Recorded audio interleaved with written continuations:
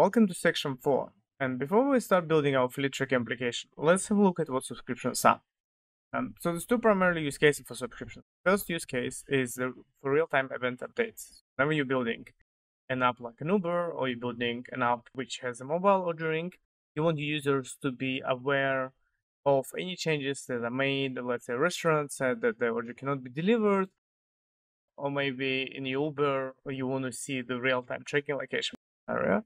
So the second use case is a bit less common, is when you have a big state that you want to show to the user, you deliver initial state to them, and then you incrementally deliver the rest using subscriptions instead of giving them the whole thing.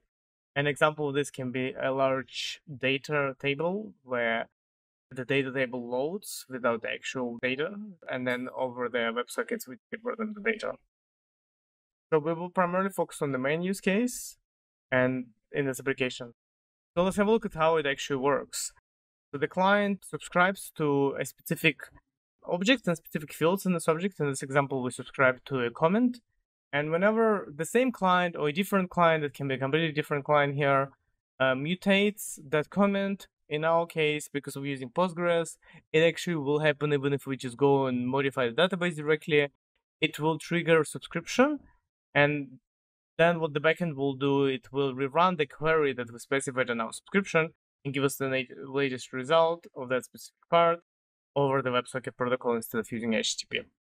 So we're going to focus on the client side only in this course, because all the server side is handled for us by Hasura.